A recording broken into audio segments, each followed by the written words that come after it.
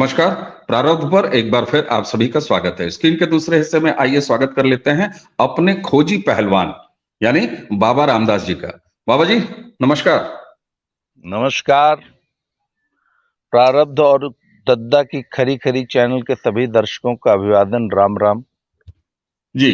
दर्शकों, यहाँ पहलवान से जुड़े मुद्दे में और कुश्ती जगत से जुड़े मुद्दे में जरा कुछ एक बार फिर नए डेवलपमेंट्स हुए हैं। नए डेवलपमेंट्स ये हैं कि बजरंग पूनिया और विनेश फोगाट ये दोनों लोग जा रहे हैं फॉरेन ट्रेनिंग पे, विदेश ट्रेनिंग पे।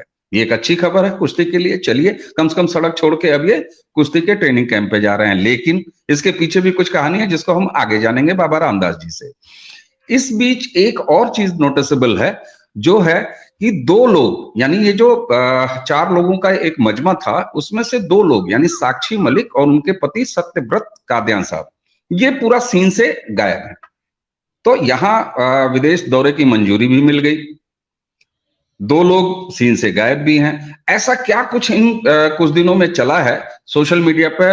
वार के बाद, वो वार शुरू हुई थी, उसके बाद बंद हुई, आप सभी जानते हैं। तो अब क्या चल रहा है कुश्ती के अखाड़े के पीछे, इसके बारे में बात करते हैं बाबा रामदास जी से। सर, अब तो अमन चैन कायम हो जाना चाहिए। विदेश दौरे की अनुमति भी मिल गई। हालांकि उस विदेश दौरे पर बहुत सारे सवाल हैं जिसको हम आगे पूछेंगे। दो लोग सीन से गायब भी हैं। ये अमन चैन है या अभी भी भागदौड़ जारी है?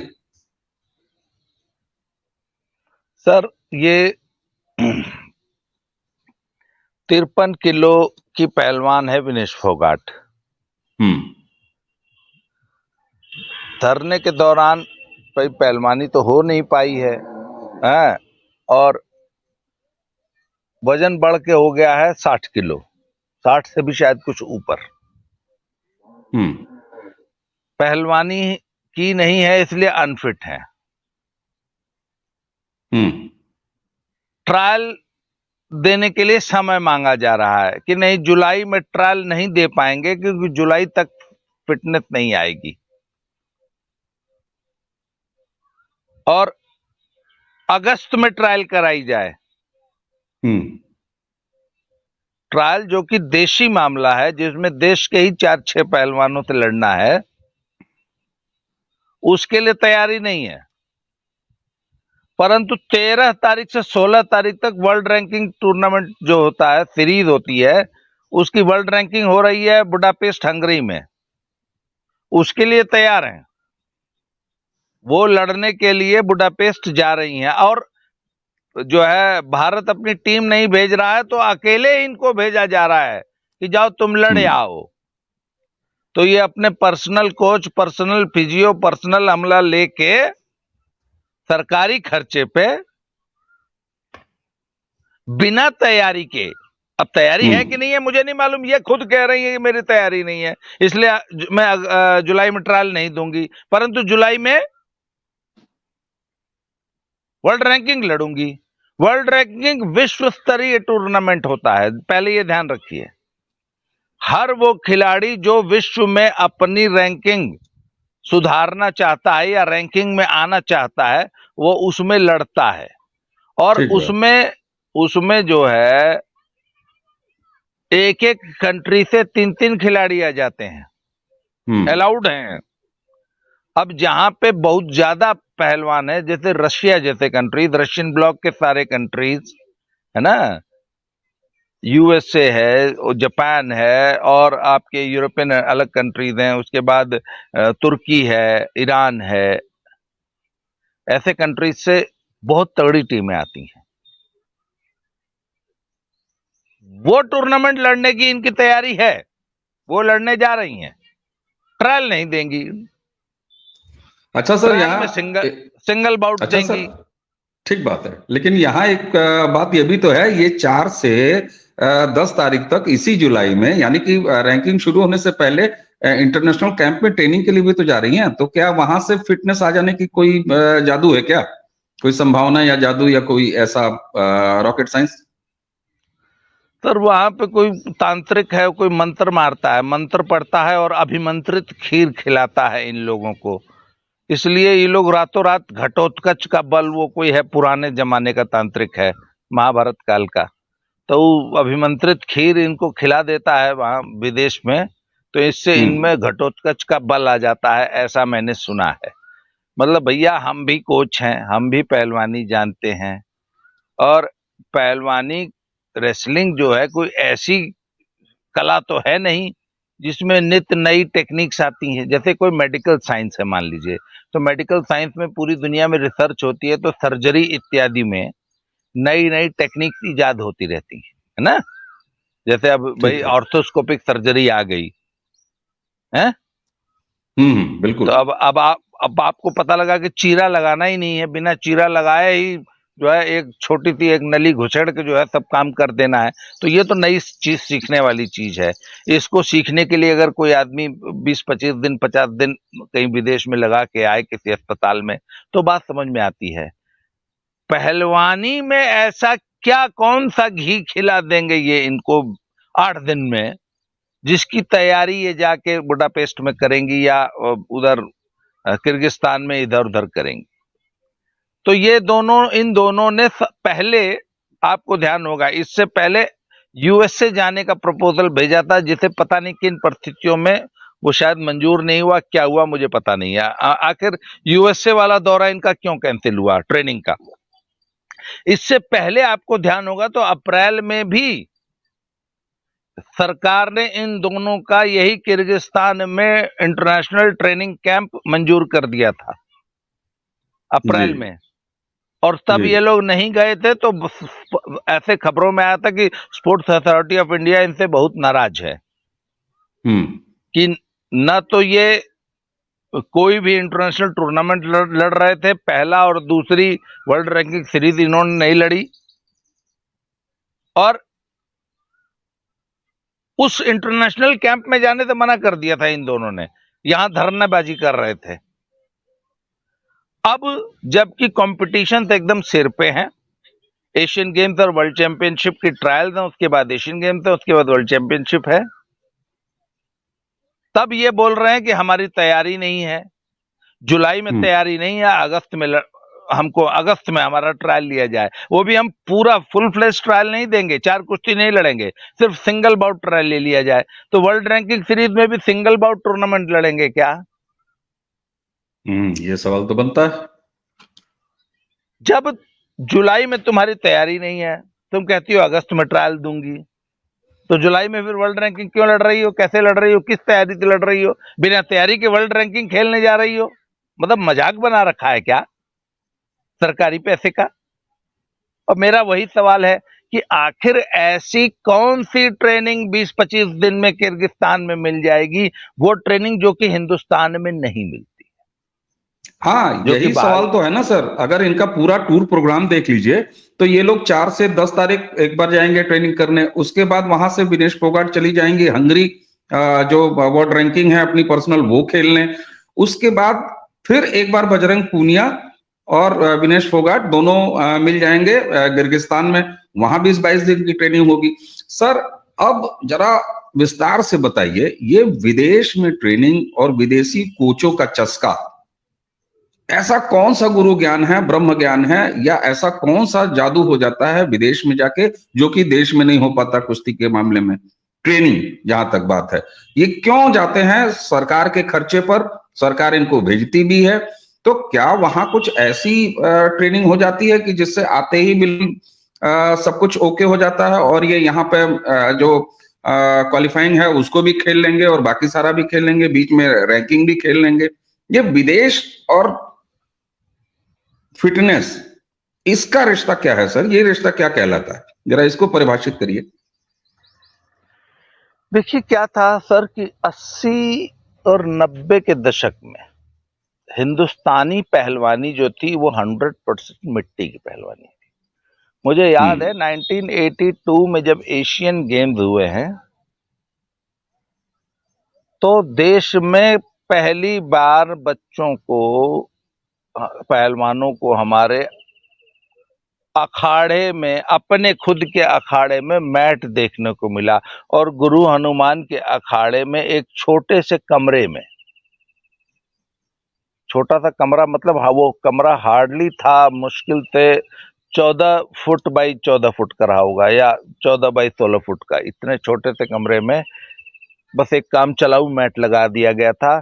परंतु हमारे, मुझे अच्छी तरह याद है, उन दिनों सतपाल और करतार पहलवान, जगमिंदर पहलवान जी वगैरह जोर मिट्टी में ही करते थे, और सारी की सारी 99.9% पहलवानी जो थी वो मिट्टी की थी, टेक्निक्स मिट्टी की थी, स्पीड मिट्टी की थी, हर चीज मिट्टी की थी। अब मिट्टी में और मैट का वही अंतर है कि आप एक कच्ची चकरोड पे गांव में गाड़ी चलाइए या एक्सप्रेस वे पे चलाइए, कितना अंतर है दोनों में, बहुत। है ना। या जैसे घास पे हॉकी खेलिए और एस्ट्रोटर्फ पे हॉकी खेलिए। तो जैसे हमारा देश घास पे हॉकी खेलता था परंतु ओलंपिक खेलने एस्ट्रोटर्फ पे जाता था, उसी तरह हमारे पहलवान पहलवानी तो पूरी मिट्टी में करते थे और कंपटीशन लड़ने मैट पे जाते थे। एक और प्रॉब्लम थी, देशी मिट्टी की पहलवानी थी, तो वहां पे कुश्ती होती थी 20 मिनट, 30 मिनट, 40 मिनट। तो अब एक पहलवान को अपना दमखम खम अगले ऐसे लगाना है कि 40 मिनट तक चले, या 30 मिनट चले, या 20 मिनट चले। तो बड़ा संभाल संभाल के ऊर्जा खर्च करने वाली पहलवानी करते थे, ठीक है ना। ठीक बात। परंतु वहां जब लड़ने जाते थे वहां 3 मिनट की, 6 मिनट की पहलवानी थी। ओ, कितना बड़ा बेसिक अंतर था देशी पहलवानी और विदेशी पहलवानी में। तो 80 के दशक में ये बार बार जो उन दिनों जो समझदार लोग थे उन्होंने कहा कि भैया, एक तो जिस पहलवानी से ओलंपिक के मेडल आते हैं वह पहलवानी कराओ, पहला रूल। तो वो अच्छा। पहलवानी, हमारे कोचेस सब इंडियन स्टाइल मिट्टी वाले थे, बहुत गिने चुने 2-4 कोचेस थे जो मैट की पहलवानी कराते थे, जानते थे। तो हुआ क्या कि भैया विदेश से कोच मंगाए जाए। तो फिर 80 के दशक में कुछ रशियन कोचेस और रशियन ब्लॉक वाले कंट्रीज से कोचेस मंगाए गए। उस जमाने में उनको 3 लाख रुपए तनख्वाह दी जाती थी, 2 लाख रुपया। जब हिंदुस्तानी कोच की सैलरी 3,000 रुपया महीना थी, उस वक्त जो विदेश से कोच आते थे उनको लाख रुपया, 2 लाख रुपया सैलरी दी जाती थी। तो मैं आज जो इंडियन रेसलिंग में परफॉर्मेंस आ रही है, इसका बहुत बड़ा श्रेय उन तमाम, एक दो नहीं है, कम से कम 20 कोचेस आए जिन्होंने हिंदुस्तान की रेसलिंग में आमूलचूल परिवर्तन कर दिया।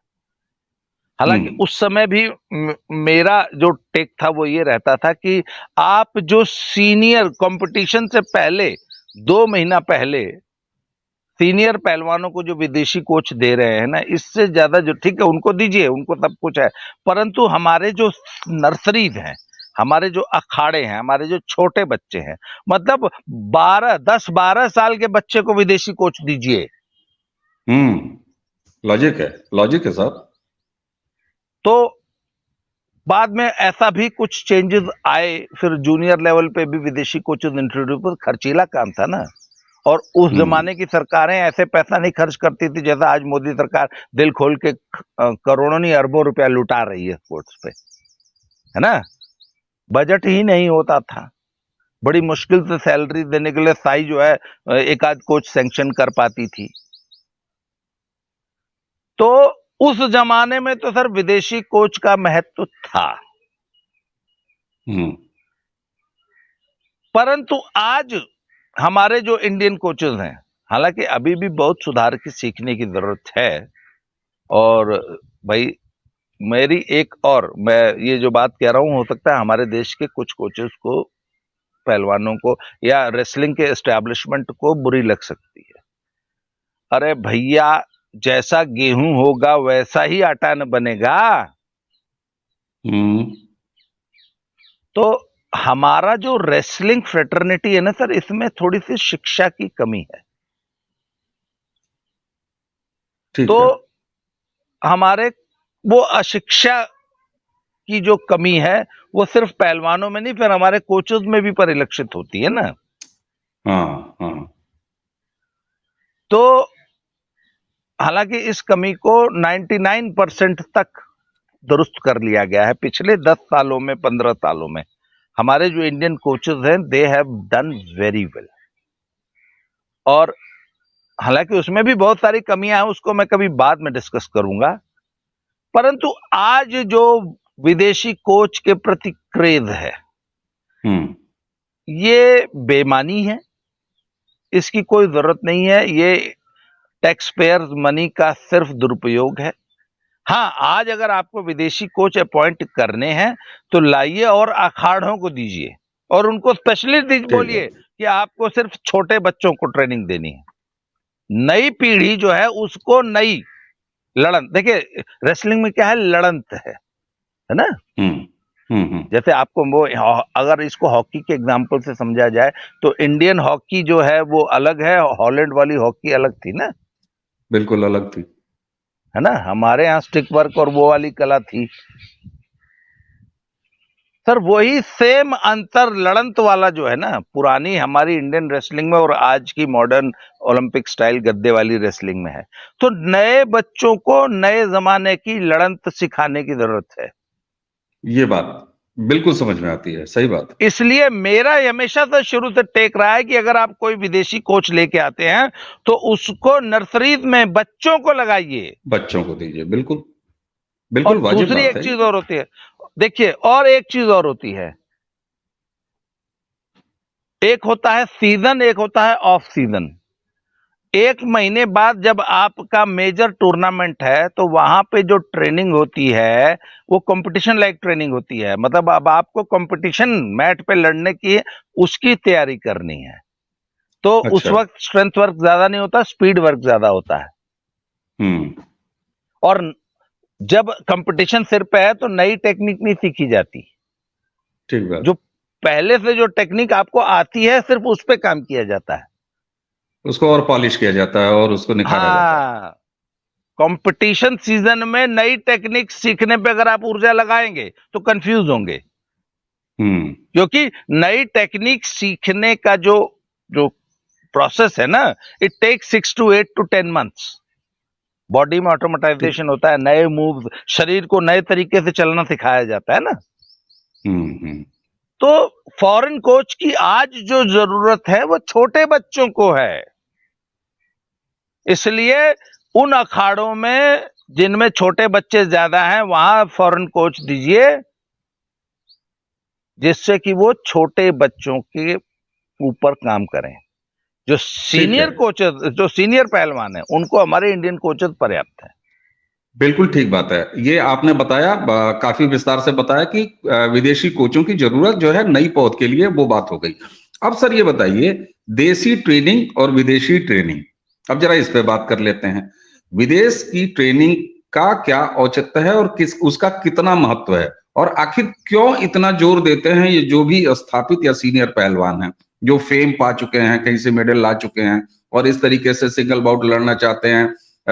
यहाँ कहते हैं कि अनफिट हैं, अभी ट्रायल नहीं दे पाएंगे, उसके बाद 10 दिन की एक ट्रेनिंग के बाद चले जाते हैं रैंकिंग की कुश्ती लड़ने, वहां से फिर चले जाते हैं किर्गिस्तान, वहां फिर विदेश की ट्रेनिंग लेंगे, और यहाँ जो है वो देसी पहलवानों के सामने जो ट्रायल होना है, अपने भाइयों के सामने जो ट्रायल होना है, अपनी बच्चियों से जो ट्रायल होना है, उसको अवॉइड करते रहते हैं। तो आखिर इन विदेशी ट्रेनिंग्स का क्या है, इसके पीछे कुछ खास है? सर वो हमारे यहाँ जो मरफिया लोग है यूपी में, उस साथ में 4 ठो राइफल लेके चलता है ना, 2 गाड़ी का काफिला, उसमें 4 ठो हम्म। राइफल लेके चलता है। अगर वो राइफल लेके नहीं चलेगा तो उसको कोई मानेगा ही नहीं कि यो गुंडा हूं। हालांकि योगी बाबा के राज में वो यूपी में पुरानी बात हो गई है। भौकाल भौकाल भौकाल तभी बनता है सर जब 4 नाल साथ चल रही हो। कभी उसी तरह बनता वो था अभी, सर। है ना, अब तो अभी पब्लिक हाँ। गरियाती है बकायदे। नहीं नहीं, पंजाब में अभी भी है। पंजाब में तो अच्छा। अभी भी जो है लॉरेंस बिश्नोई से फोन कराया जाता है, ए भाई तू हमके तनी धमकी भरा फोन करे तो हमके तनी सिक्योरिटी मिल जाई। तो पंजाब में योगी नहीं है ना भाई? हाँ, तो पंजाब में तो अभी भी अगर आपके साथ 4 ठो गनमैन चल रहा है तो आपका भौकाल सिद्ध होता है। तो सर हम्म। पहलवानी में भी ये भौकाल है, विदेश ट्रेनिंग लेके आ रहा है हमारा लड़का है, हम्म। हमारा लड़का विदेश में ट्रेनिंग लेता है। तो सर एक तो ये ना भौकाल है सिर्फ। ठीक और है। दूसरी बात है, ये एक किस्म का शो ऑफ बन चुका है। अच्छा। और एक लड़कों में एक एक प्रकार की भ्रांति या एक प्रकार की एक मिथ हो क्रिएट कर दिया गया है कि विदेश में बहुत अच्छी ट्रेनिंग होती है, जबकि हकीकत क्या है? एक बात बताइए ना, मान लीजिए भाई बजरंग पूनिया तो वर्ल्ड क्लास पहलवान है ना, ओलंपिक का मेडलिस्ट है ना, वर्ल्ड ठीक बात है, चैंपियनशिप का सही बात है। मेडलिस्ट है ना। बिल्कुल। तो अगर ये अमेरिका जाएंगे या बेलारूस जाएंगे या जॉर्जिया जाएंगे तो क्या अपने ओलंपिक वाली टीम से इनकी प्रैक्टिस कराएंगे? वो सब उनको तो हम्म। देखने भी नहीं देंगे। अमेरिका की ओलंपिक टीम, चाइना की ओलंपिक टीम, जापान के ओलंपियंस जो ओलंपिक के लिए जो तैयारी हो रही है वो तो 7 ताले में होती है। आप बताइए ना, जो लेटेस्ट उनकी जो तैयारी चल रही है वो आपसे शेयर करेंगे। अरे तो आप बताइए ना, फिर ये विदेश जाते तो क्यों हैं? तो वहां पे जो सी ग्रेड लड़के होते हैं ना, वो इनको एज ए ट्रेनिंग पार्टनर मिलते हैं। और वहां पे जो कोचेज हैं वो पैसा लेके ट्रेनिंग देते हैं, वहां फ्री का माहौल नहीं है। हमारे यहाँ वो तो कोई पैसा भी कौन लड़का अगर देता आ है? जाने, जिसको वो पैसा वहां कौन पे देता है? वहां का सिस्टम है कि जो वर्ल्ड क्लास कोचेज होते हैं, मान लीजिए एक पुराना ओलंपिक चैंपियन है, बड़ा स्टार हम्म। कोच है ना, हम्म। तो वो बोलेगा कि ठीक है मैं 21 दिन का कैंप लगा रहा हूं फलाने शहर में, फलाने यूनिवर्सिटी के फलाने ग्राउंड में। तो जिसको मेरे से ट्रेनिंग लेना है, 1 हफ्ता, 10 दिन, 15 दिन, 21 दिन, जितने दिन का कैंप है, तो इतना $1000 डॉलर जमा कीजिए और अपनी सीट बुक कीजिए। तो दुनिया भर से लोग उनको $5000, $2000, जैसी जिसकी फीस है वो जमा कराते हैं। तो वो 20 लड़कों को ट्रेनिंग देते हैं और कम से कम उन 20 लड़कों से लेते होंगे $1-2 लाख। यहां मैं यही पूछ रहा हूं कि अगर ये भारत के हमारे पहलवान जाते हैं तो वो कोच की फीस कौन भरता है? व्यक्तिगत पहलवान भरता है या साई भरती है? वो तो साई और टॉप्स की स्कीम से या ओजीक्यू और जेएसडब्ल्यू जैसी जो कंपनियां हैं जो इनको स्पॉन्सर कर रही हैं, वो सब हम्म। कोच की फीस भरती हैं। ठीक। पहलवान अपनी जेब से कहां भरेगा? पहलवान तो होली का हुआ बेचारा, है ना। तो नहीं, काऊ तो है, तभी तो सड़कों पर, खापों में और इधर उधर पंचायतों में हाँ भी हाँ चला जाता है। आखिर हाँ गाय तो है ही है। हाँ संसद हाँ के हाँ। तरफ जो है घूमते हुए निकल जाता है, महीनों महीनों खोली तो बना के जो है जंतर मंतर पर रहता है। तो ये वहां जा रहे हैं, तो वहां पे 20 दिन की, 25 दिन की ट्रेनिंग में ऐसा कुछ नहीं होने जा रहा है कि ये इनको जो है कोई, वही बात है, अभिमंत्रित खीर कोई खिला देगा। तो फिर अब सवाल आता है कि जब वहां जाने का कोई, इस 20 दिन में ट्रेनिंग का कोई फायदा नहीं है, तो आखिर जाते किस लिए हैं? ये सवाल बड़ा तो सवाल उठेगा ना है। मन में। बड़ा सवाल है सर। तो सर देखिए, आप माने चाहे ना माने, ये मैं हम्म। अब जो हूं ना, मैं दुखती रग पे हाथ रख रहा हूं स्पोर्ट्स की। डोपिंग एक बहुत कड़वी सच्चाई है इस दुनिया की। हम्म। और ओलंपिक मूवमेंट का अगर सबसे बड़ा दुश्मन कोई है तो डोपिंग है।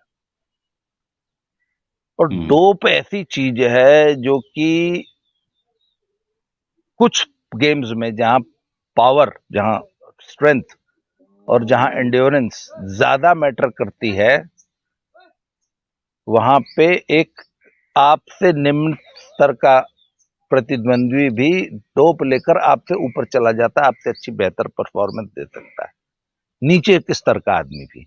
पर जहां पे सबका लेवल बराबर है, सब एक ही स्तर के हैं, अगर उसमें से अगर किसी को डोप का सहारा मिल जाए तो वो तो निश्चित रूप से आपसे 10 से 15 या से 20% उसकी परफॉर्मेंस बढ़ जाएगी ना। हम्म। हम्म।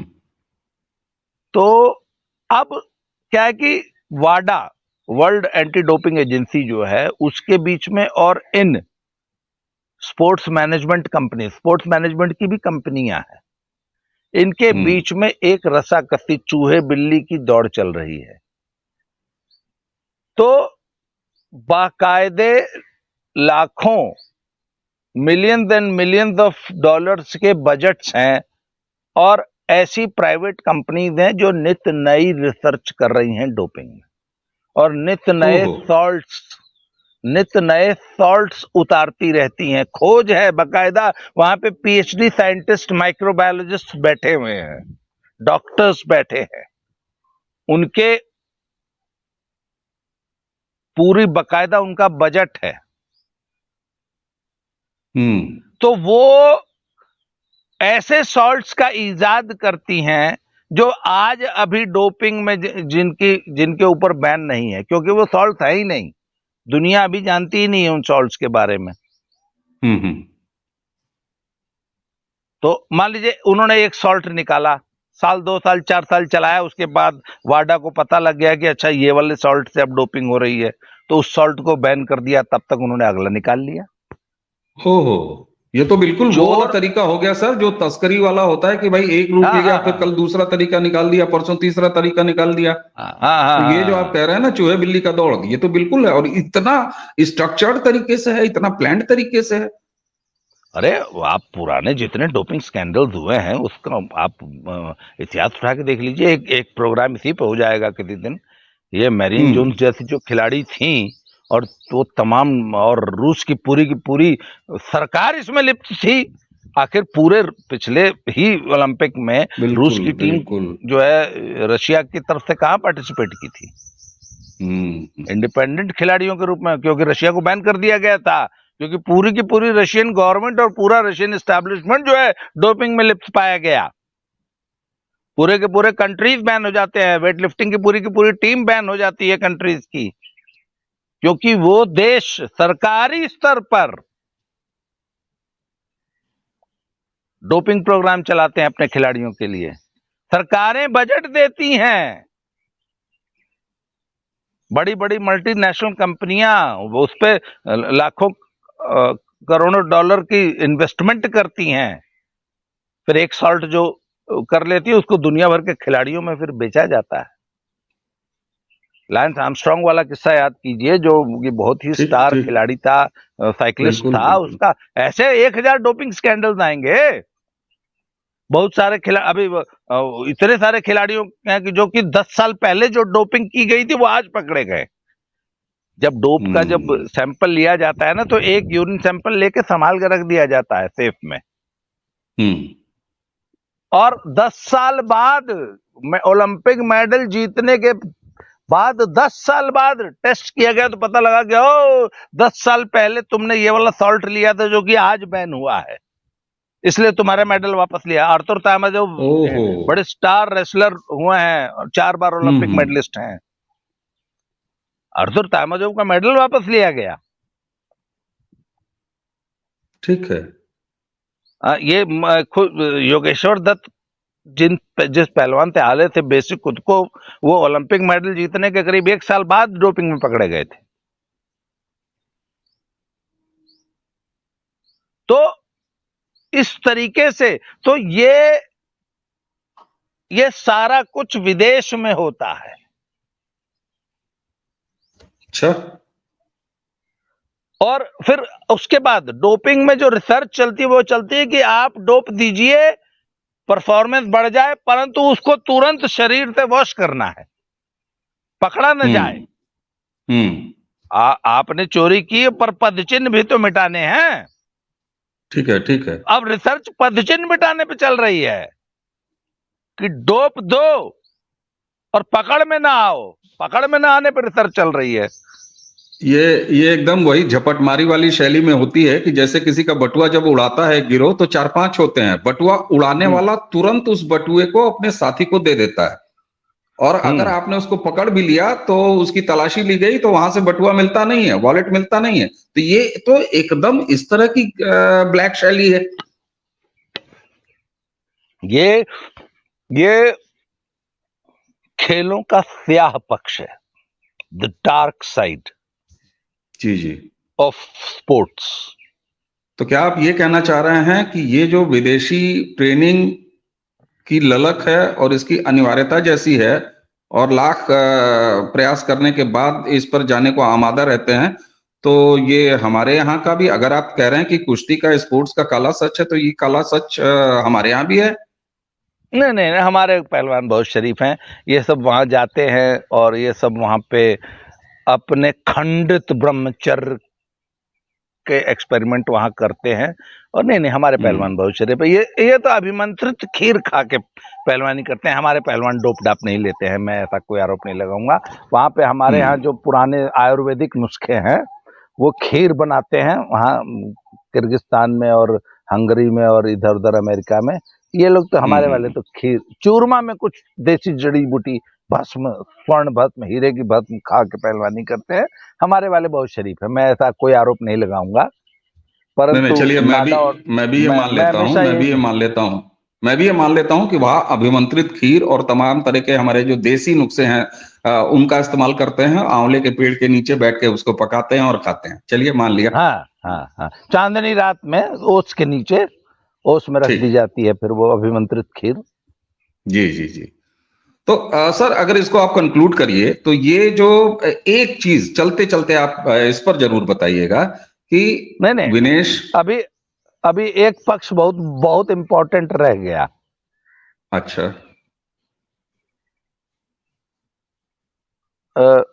अवनीश जी, मुझे मेरे दर्शक पता है क्यों पसंद करते हैं? क्योंकि मैं बहुत गहराई में जाके लोगों के साथ जानकारी शेयर कर रहा हूं। मैंने पिछले 1.5 महीने में ये महसूस किया कि इन विषयों पे तो हजारों लोग वीडियोस बना रहे हैं, परंतु ठीक बात जिस है। डेप्थ के साथ मैंने लोगों के साथ जानकारियां शेयर की हैं, आम आदमी को वो बड़ा इंटरेस्टिंग लगता है। अब विदेशी इनको ट्रेनिंग पार्टनर नहीं देगा, देगा तो कोई काम चलाऊ लड़का दे देगा, नौसिखिया। तो आखिर ये विदेश में ट्रेनिंग करने जा रहे हैं तो अपना स्पेयरिंग पार्टनर, ट्रेनिंग पार्टनर, भाई एक लड़का है ना, उसके साथ उसको ना मुल्तानी मारेंगे, तो अपना ट्रेनिंग पार्टनर साथ लेके जाते हैं। कंपटीशन का सीजन है, इसका मतलब कंपटीशन में स्पीड वर्क करना होता है बहुत ज्यादा। कंपटीशन से पहले स्पीड वर्क किया जाता है। अब विनेश फोगाट 53 किलो की पहलवान है। स्पैरिंग पार्टनर जो अपना लेके जा रही हैं वो अपनी बहन संगीता फोगाट को लेके जा रही हैं, जो कि बजरंग की पत्नी है। वो है 65 किलो की। मतलब अंतर क्या हो गया कि एक मारुति कार या नैनो और एक जो है वो फोर्ड एंडेवर। भैया स्पैरिंग पार्टनर बराबर का होना चाहिए, बल्कि अगर मैं कोच हूं तो मैं तो कहूंगा कि स्पैरिंग पार्टनर जो है वो ऐसा चुना जाए जिसकी स्पीड आपके बराबर हो। क्योंकि आपको लड़ना 53 किलो के लोगों से है ना।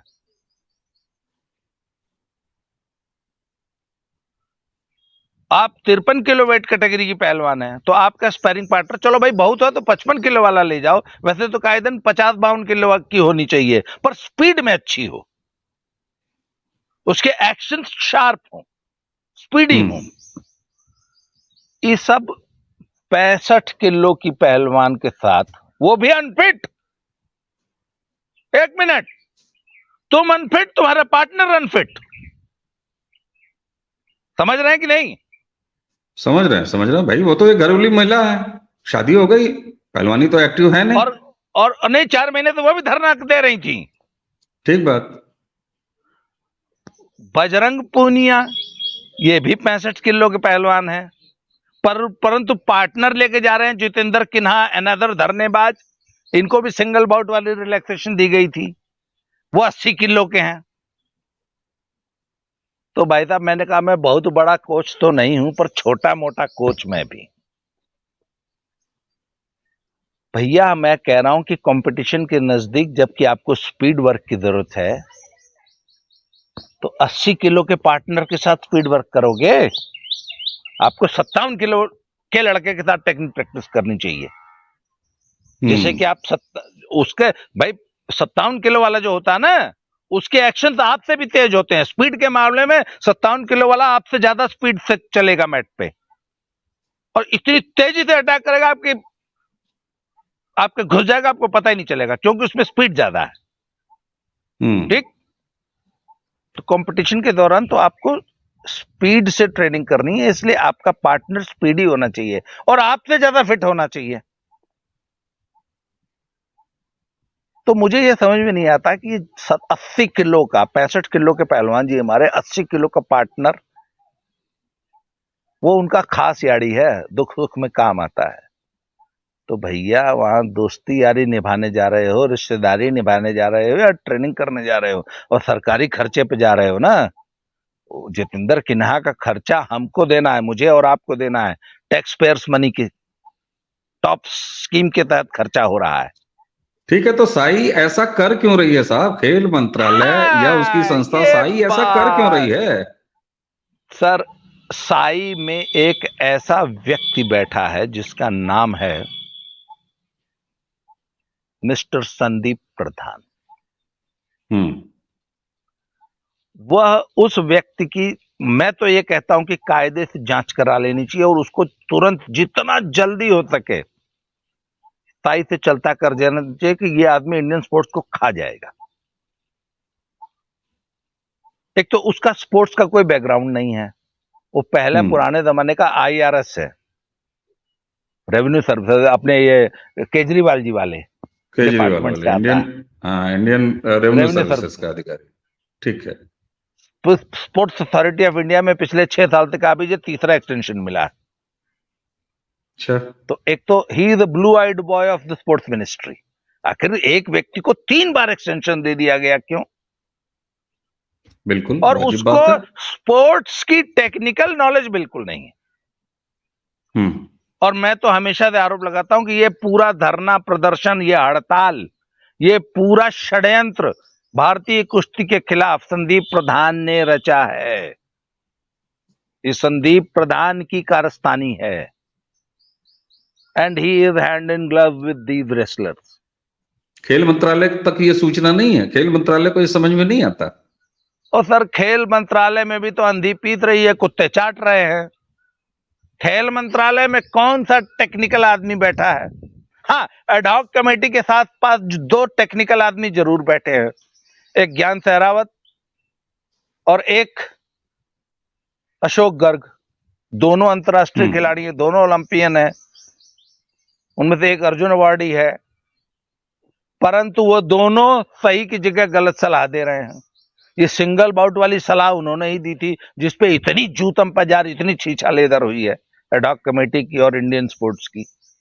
ये हिंदुस्तान का हर जूनियर खिलाड़ी जो है, पहलवान जो है, जूता लेके मारने को दौड़ पड़ा। तो भैया ये स्पैरिंग पार्टनर जब तुम छांट, और ये आज से नहीं चल रहा, बहुत पुराना खेल चल रहा है। एक बार तो ये 110 किलो का स्पैरिंग पार्टनर लेके जा रहा था ट्रेनिंग करने विदेश, यही बजरंग पूनिया। खुद 65 किलो का पहलवान है, सुपर हैवी का पहलवान को स्पैरिंग पार्टनर घुमाने ले जा रहा था विदेश, अमेरिका दौरा था, पता नहीं कहां का था। तो मैंने कहा, साई में कौन लोग बैठे हैं? स्पोर्ट्स अथॉरिटी ऑफ इंडिया में तो कोचेस भी होते हैं। ठीक बात है। जूनियर लेवल पे जो अधिकारी हैं वो सब कोचेस हैं। कुछ कोचेस हैं, कुछ जो है नौकरशाह हैं, जिन्होंने जिंदगी में कभी स्कूल लेवल की भी स्पोर्ट्स नहीं करी। तो कम से कम सलाह, पर सलाह तो आखिर ज्ञान सहरावत और अशोक गर्ग जैसे लोगों से ही लेनी है। बिल्कुल सही बात है। इस पे तो मुझे लगता है कि इसके एक एक पॉइंट पर जो आप सामने रख रहे हैं, एक एक पक्ष जो आप सामने रख रहे हैं, इस पर एक एक पूरी वीडियो चर्चा बनती है। सर, ये छोटा मामला नहीं लग रहा है, ये ऐसा कुछ मामला नहीं लग रहा है। ये इतना, मतलब आपने डोपिंग से शुरू किया, विदेशी ट्रेनिंग पे बात की, विदेशी कोचेस पे बात की, अब जो है स्पोर्ट्स के मैनेजमेंट पे बात की आपने। तो ये सारी चीजें तो मुझे लगता है कि भारतीय खेलों के हित में ये बहुत जरूरी है। अच्छा सर, एक चीज, कम से कम आज ये वीडियो काफी लंबा हो रहा है, लगभग 40 मिनट का होने जा रहा है। हालांकि दर्शक बहुत स्नेह दे रहे हैं, बहुत प्यार दे रहे हैं। अब जरा चलते चलते एक लाइन में ये बता दीजिए सर। दर्शक तो कहते हैं कि 40 मिनट से कम का वीडियो नहीं आना चाहिए। बिल्कुल बिल्कुल बिल्कुल। अच्छा सर, चलते चलते इस एपिसोड में कम से कम ये बता दीजिए कि ये जो चौकड़ी थी, उस चौकड़ी में से साक्षी मलिक और सत्यव्रत कादियान ये अलग क्यों नजर आ रहे हैं? सर वो सब ओवर डेट हो गए हैं, उनका एक्सपायरी डेट आ गई है। अच्छा, वो दोनों जो है ना वो एक्सपायरी डेट वाले हो गए हैं। वो ठीक। अब वो तो उनके गांव के जो उनके जब जब जब जब एक्सपायरी डेट वाली जो दवा होती है तो कंपनियां उसको रीपैकेजिंग करके गांव में ठेल देती हैं। छोटे जानते बाजारों हैं में कि ठेल नहीं? देती हैं, सही बात। छोटे हाँ बाजारों हाँ, में, बिल्कुल गांव में बिल्कुल ठेल दिया जाता है। एक्सपायर बिल्कुल माल गांव बिल्कुल। में बिकता है, तो अब वो नहीं तो नेतागिरी करेंगे।